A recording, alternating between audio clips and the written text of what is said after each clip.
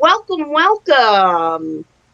Hi. My name is Ariel Hoy, and I am the Executive Vice President of the Florida Writers Association. FWA is an all-volunteer, nonprofit group for all writers at all levels. We do writing conferences, workshops, webinars, podcasts, and events like this one. Thank you for joining us at the Florida Writers Book Expo. We have 60 booths across genres and some amazing authors for you to meet. And we have one of those authors joining us today. Thank you for being here, Sonja Mongar. Hi, how are you, Ariel? I'm good. Sonja writes from her lived life and believes fate favors a prepared person, which is why she always carries a harmonica in her back pocket. There it is. Oh, that was perfect. She has authored the award-winning novel, Two Spoons of Bitter, a story of love, betrayal, and redemption. And she teaches the WCSU Low Residency MFA program. Let's get started with our interview. Okay, Sonja, why don't you tell us, how did you start your writing journey? I was thinking about that when I was reading the questions, and I was a reader when I was growing up, so I don't have that story of always wanting to be a writer. And I also, in the 60s, 70s, when I was a teenager, I wrote poetry and songs, and really what I wanted to be more than anything was a rock and roll star. So I wasn't thinking about writing. I got married and had kids and, got divorced. And in my 40s, I went back to school and I first started studying photography. And I just realized that there were so many really talented people in the program. I didn't feel like that was my thing. So I joined the University of North Florida. They had just started a journalism program. So I was one of the first students in that program.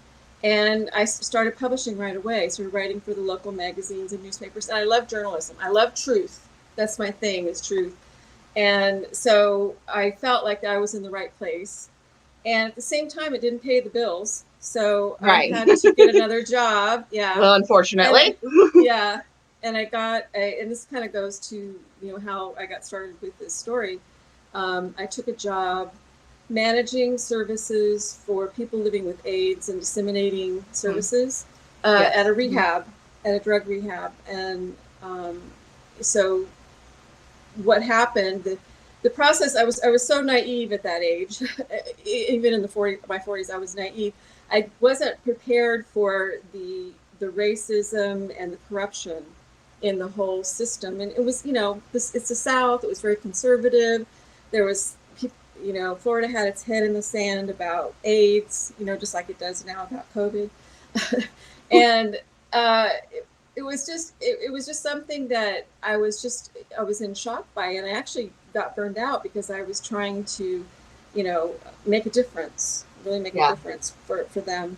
And I thought, somebody has to tell these people's stories, somebody has to write these stories, and I had the journalist in me. And I ended up, keeping a diary the whole time. And I first called, the first version of this was called Myths from the Underbelly. And it was going to be an expose, and I was going to blow the lid off of, all the corruption and everything and the horrible things and the abuses and whatnot. And the thing was that it was just, I wasn't able to actualize it. I guess because it was such an emotional thing for me too. Ended up, leaving my job and things like that. So, and then some couple years later, I ended up in Orlando, and I was working for a music magazine and writing for the Orlando Weekly and stuff like that. And I kept thinking about the story, so if anything got me into writing, it was this story. And I thought, how can I write this story? I have to write this story. It was like a commitment I had made. And I ended up getting into the graduate program at UCF. Oh, wonderful. In creative writing, but the creative nonfiction was new. It was a brand new genre. And I thought, oh, journalism, creative nonfiction, that goes together. And little did I know, that famous line, that when I got into the program, that I had to write about myself. And it was a rough couple of years, the thesis that I spit out had nothing to do with the story. So after that, decided to go to, I went to Puerto Rico and I started teaching there. And I got into an MFA program at the University of New Orleans, a distance learning one. And I said, I'm going to write this damn story. I'm going to get, Mm-hmm. all the skills that I need to write the story. And I ended up starting to think about it as fiction. Because Mm-hmm. as nonfiction, I didn't want to be the protagonist in the story. I just didn't want to be the one that holds up the story. I wanted to Right. be able to step back. Mm-hmm. So I thought I'm just gonna write it in fiction and see what happens. And I tried it a little bit, and I just didn't do it. But anyway, I ended up leaving my job and moving to Spokane, Washington, and I was disabled for a while. And during that time, I kind of sat down and said, I'm just going to write this story as fiction. And I that's when I realized how important it is to let the story choose its form. That's what I Yes. ended up understanding from that sometimes, no matter how many times you try to write something, you think you have a vision for it, and it doesn't work. You have to open your palette of gazillion colors, and you have to paint with different paints. And that's kind of Mm-hmm. how I looked at that. So and it was a scary thing. I mean, I hadn't written fiction before, officially. I taught it in creative writing classes and undergraduate classes and stuff like that. Really simple things. And I had to, the biggest barrier was all the how-to things that were Mm-hmm. out there. Yeah. Oh, there's so much out there. Yeah. Yeah, and it was overwhelming, and I kept there was all these like, don't use a prologue, or you're not supposed to do this, or you're not supposed to do that. And I thought, the second thing I learned is you cannot listen to the naysayers. Mm-hmm. You have to surround yourself with people who understand what you're going through and understand what you're doing and 100% support you, because Mm-hmm. it's just a big barrier. So I ended up getting through this, and I wanted to self-publish. I was an indie musician, so I wanted to be an indie writer, and I wanted to control everything about the book. I wanted to, it was a piece of art to me. Right. A text is a piece of art, and I wanted to, have control of the cover and the font and the layout and the design and things like that. And I wanted to have a table of contents, and I wanted it to have spaces in it so people could pause, rather than a bunch of text crowded on the page. So in that respect, it was great for the print, but the ebook lost a lot of that, unfortunately. So, Mm. Yeah. there's no way to see the crafting in an e-version, because it's just, it's just the text. So anyway, that was a long story. So that's how I got started with writing. And, I retired from teaching. I still teach part-time, but I thought, well, why not just, do the whole writer thing? Just be a Mm-hmm. writer. That's just, why not? So, and it's been difficult to say the least. I mean, this is just one book, and it took my whole soul practically. That's backwards. You know, do I have any left? I don't know, but yeah. That's really interesting. I have found the same thing. As far as you start off thinking in your mind what a story is. When I started out with adult writing, and I forayed into children's. And the first thing that I wrote, I thought was a picture book, and it was not. But it's Oh, okay. It's yeah. okay. There's nothing. It's not like you did anything wrong, or things didn't go the way they were supposed to. It just Mm-hmm. wasn't. It wasn't a nonfiction. It came out in a different form. And I think you're absolutely right. I think that's a great comparison when you talk about painting, and you just get out the paints and just see where it flows, and see Exactly. how it comes out. Exactly. Um, that's wonderful. Totally agree with that. You sound like a very creative and talented person with all the different things that you can do. Goodness gracious, music Thanks. and art and writing. Wonderful. So what do you think is the most exciting part of being an author? What do you like the best? Well, I think creating is the best part, Mm-hmm. because, crafting a sentence that is like the sentence that needs to be there, or crafting a paragraph, or crafting a character. Right. Um, and it goes for memoir too, because I also do memoir, but it's so important, or capturing a scene that just with the landscape. And, I think, and I also write cinematically, like there's these big sweeping landscapes in my stories. And, there should be films really, I think, but that's the best part about writing. It's the other part, the grunge part, the repetition and worrying about getting published. And, I got sick of reading from my book. I did a bunch of readings when I first published, and I was like, oh my God, I can't read this again. It's going to drive me crazy. So those kinds of things are very tedious, and the promotion and the social media. And I just kind of backed off and did what I could do. I probably could do a lot more, but I just had I just don't want to spend my time doing it. Absolutely. I feel, the same way. It could take up, all of your time with all of the other stuff, and you have to, focus on the creating sometimes. Excellent point.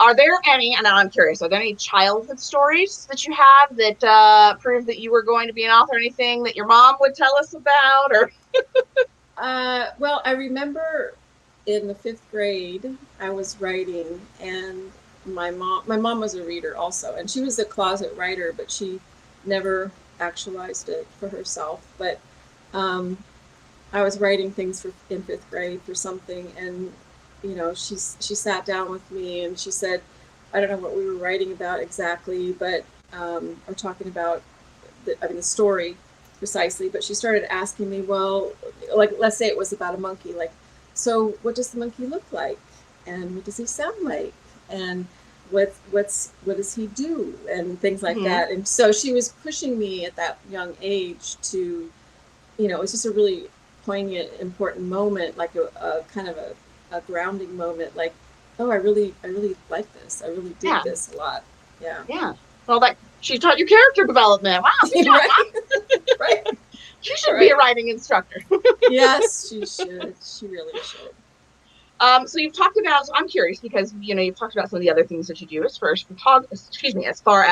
photography and painting and whatnot. So is there anything else that makes it into your writing from your life? The other hobbies or talents, or what do you notice that might, come in from other areas? Well, ghosts. And the reason I say that is because when my grandmother died, she raised horses in Idaho. She had a ranch there. Her barn, the upstairs in her barn, was full of trunks and boxes and things like that. Ooh, and that sounds really interesting. Yeah, it was. It was full of ancestral archives that date back, to the early 1800s. So it kind of chronicles the move across the country to Montana. We all ended up in Montana. They all ended up in Montana ultimately, but so it just really grabbed my imagination, and I ended up finding a diary written by my great-grandmother when she was the 14-year-old daughter of a central Montana rancher in 1908. Oh, wow. So that started that started a whole, I've been up to the Montana Historical Society and spent a summer there. I went out and found the homestead, two homesteads, and actually drank out of the stream that my ancestors drank out of. I mean, I'm really romanticizing this, but I've got all this material, and I've spent all this time researching. And at first I was going to write something more historical, like what was life like for a 14-year-old girl growing up on the last American frontier, just as Victorianism was fading and modernism was, the vote happened in 1914, so in Montana. So I just was fascinated with that, and I did several projects around that. I wrote little pieces, and I just couldn't get at it. But one of the things that I was really struck by was, we talk about, toxic masculinity and things like that. I mean, the frontier was a really toxic place for women, especially, and I started to think about that in terms of, trying to tell that story. And so I started working on a screenplay. It's kind of the protagonist is a composite of several of the grandmother stories that I dug up, kind of thing. And I'm playing around with that. And I have a memoir. I have Montana stories from when I was a kid. My grandpa worked for the railroad, and we lived with them for a while in a little 4-room house on the side of the track. That's all that stuff is gone now. I mean, all that stuff has disappeared. So it's really kind of, nostalgia. There's a lot of nostalgia and things like that. Mm-hmm. So I mean, I have tons of material from other inspirations, and sometimes it feels like a burden because I think about my ancestors. Think, why do I have to be the one to tell all the stories? Right. Why is this my responsibility? Because sometimes it just feels like too much, But Yeah. anyway. That leads me into my next question. So why do you think you are the one? And what is it about your voice? How would you describe the voice in your writing? Because it Mm-hmm. seems like these stories are coming to you for a reason. So what is Exactly. your voice like? Your voice is apparently the one to tell these stories. What is Yeah, your voice? Would you say? I think I'm a storyteller, and I think that that's a particular place in families and in communities that there is for storytellers. My mother was a storyteller, and she would tell me stories, and somehow I picked that up.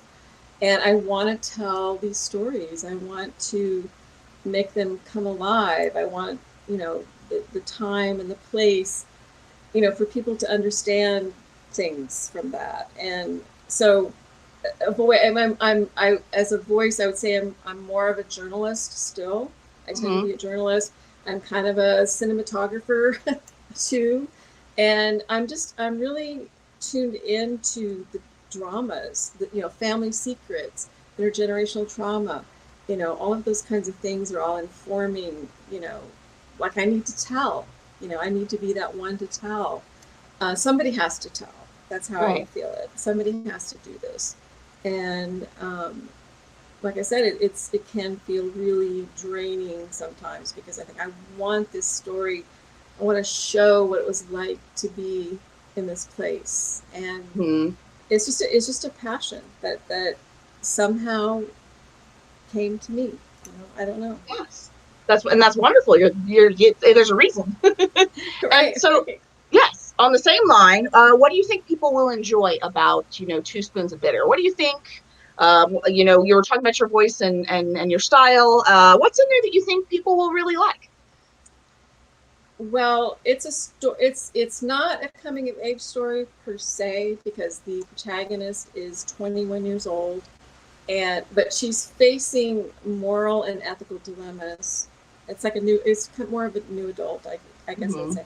She's facing a lot of moral and ethical dilemmas that we all have been through in our lives, and I sort of imagined like if somebody would read it at my age now and they would be thinking back to when they were that age, like how would they handle this and how would they learn from this and things like that. So and I wanted to just expose these really really touchy, difficult topics like racism, sexism, toxic masculinity, and I don't want to burden the book down with all of these isms, but um, she navigates all of this. She tries to figure her life out, and there's family secrets, and there's things that she does. It's about identity. So I think that if looking back, a lot of women looking back maybe would see something in that. Like, what was it like for me to face those things at that age, growing up, and becoming who I am now, and then also for young people, starting out their first job, they would identify with that. And um, I think that they would like. I try. The thing is that I wanted to leave the ending, you know, ambiguous. I have this Mm-hmm. ambiguous thing that I like. And I had a bunch of beta readers, and one was my daughter and all her friends, and they said, "No, you can't end it like that. You have to tell us what happens." So I caved, and I did do an epilogue that's still ambiguous, but there's a little bit more substance to it. So, Mm-hmm. um, yeah, It I seems like think it's they, kind of a balance, right, between putting a story out that is in your heart, and then also you do want to satisfy the reader because this is something yeah, that you're making for other people, yeah, which is part of it. yeah. Well, and I think my whole thing is like, well, it's real life. That's kind of how I've always looked at things. Like real life is way more interesting than fiction. Because things happen you can't even barely believe. So I think I was just thinking, well, that's real life. Things are just ambiguous and they just end. Right. Right. That's kind of cruel. It's cruel a little bit. It is, but it's true. But you're right. That's how it is. Don't always get like a pretty little package with, with things ending. Right. So what's next for you? What you got coming up? Well, I'm working on. I had a list and list. I have lots of unfinished manuscripts for one, and I had all these lists on my whiteboard over COVID, and I thought, oh, I'm going to get started, and I had 10 things on this line and 10 things.